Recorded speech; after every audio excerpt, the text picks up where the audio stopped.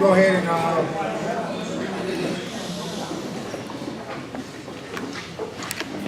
continue on so we can get y'all here in a decent hour. Having this banquet, most times we don't have a speaker, but what I wanted to give some encouraging words to some of the seniors and even the young guys, because I think we at a time now when we need it. Whenever somebody says something positive, you can take it. You never know, it might change your life. So the first person we're gonna have speak to you is a former player. He runs the youth football league, doing a great job. Played for us, went on to Sanford, played football. I can remember Keith, the basketball player. And every day after basketball, we had to talk what he had to do to make it to the next level. He was small. He was a small guy. I told him you had to lift, you gotta get bigger, you gotta get stronger. And he's one of those guys that was dedicated. Every day after basketball practice, he would go straight to the weight room, every day.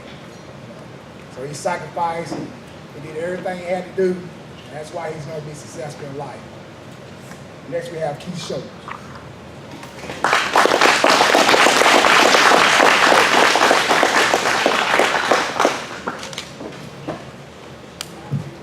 I would first like to thank Coach White, not only Coach White, but his wife, Ms. Kathy, and just their family for everything that they've done for me since the time I met him. Coach White has always been someone that I looked up to, had a ton of respect for, a man that I felt like I wanted to model my life after when I grew up one day to have a family. And just by the way he goes about handling his business. He's very detail-oriented, so you'll see him a lot of times in the field house, before the game, after the game, just picking up little trash on the floor, stuff that other people would just look over. But I think it's those attention to details, those things is what have made Coach White successful, so successful in what he does.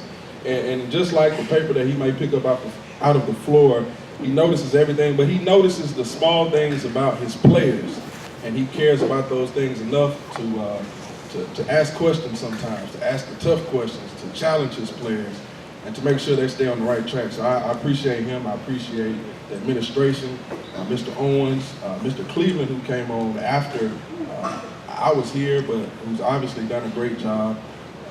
Many of the parents here have helped raise me, and many of the coaches that are still on this staff now were coaching when I was here, and I really just want to say that I appreciate all of you, all of your encouraging words, your tough teaching, and training on the field and off the field. So I'm just grateful to be here at this banquet.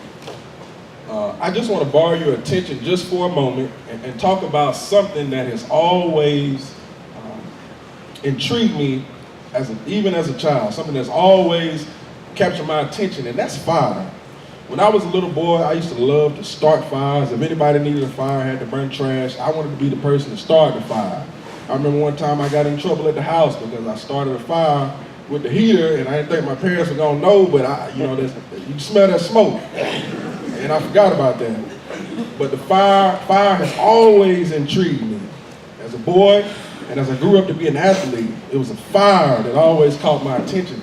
That's why I like Ray Lewis. That's why I like Kobe Bryant. That's why I like, all of the greats, Tiger Woods, because there was something about them that just caught your eye, and it was the fire that they had. And that fire, I found out later on in life, is sometimes the only thing that you'll have to propel you in life. Fire requires two things. It requires fuel and it requires oxygen. Now, I'm kind of jealous of the young men that are here tonight and whose honor we stand, because at this point, nobody's watching my fire. My fire is no longer that important. My time has came and gone. It's your time now.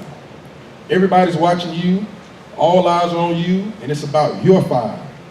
So fire requires two things, fuel and oxygen. Your fuel, you need to ask yourself every morning, what fuels you to do the things that you do? What's gonna fuel you to make an A in that class? What's gonna fuel you to go that extra step to make it to the next level? What's gonna fuel you to say yes sir and no sir, even when you feel like you're being punished wrongly? What is your fuel? Is it that daddy hasn't been around, or mama isn't treating you the way you thought you should be treated, or you're not getting the snaps that you thought you should be getting? Is that your fuel? Are you fueled by the things that people say negatively about you? Are you fueled by people telling you too small, too slow, or too weak? Well, I don't know what your fuel is. So I can't give you any fuel tonight that will propel you into the future, but I can tell you what will put your fire out. There are a couple things that will put your fire out faster than anything else. Number one is not being detail oriented. It's letting all the small stuff pass by. It's letting homework assignments slip week to week and be late. It's not saying yes sir and no sir. It's not going that extra step that it takes to beat the man across the ball from you. All of those things will put your fire out. And in a physical sense and in a figurative sense, your fire will be put out if you don't pay attention to detail.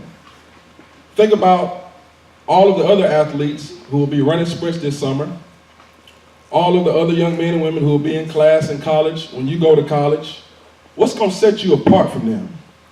If you don't fuel your fire, their fire will overtake your fire. You'll soon find yourself in a dark, lonely place. It's that fire that fuels the top athletes to keep doing what they do. They get consumed by that fire. They get consumed by the thought of being the brightest star in the bunch. You don't want to be the person whose fire has passed them by. Now, I said my time has come and gone, but I still have some coals simmering. And it's my job every morning to make sure that I feed those coals, so that one day when I touch a young man or a young girl, that my coal may light a fire in them. But I know many people who had the opportunity to feed their fire and they let it go out. Yeah, they're still living, they're walking around on earth, but they're dead to the world. Why do I say that? Because they have no ambition, they have no desire, they have no drive, they have nothing to show for everything that they've been through because their fire has gone out. I like what Jesus said to the disciples in Matthew 5:16. Let your light so shine that others may see your good works and they will glorify God. But I say to you, let your fire burn, because you represent the teachers who've molded you, the coaches who've trained you, the parents who've raised you, and the God who's made you. Let your fire burn. God bless you.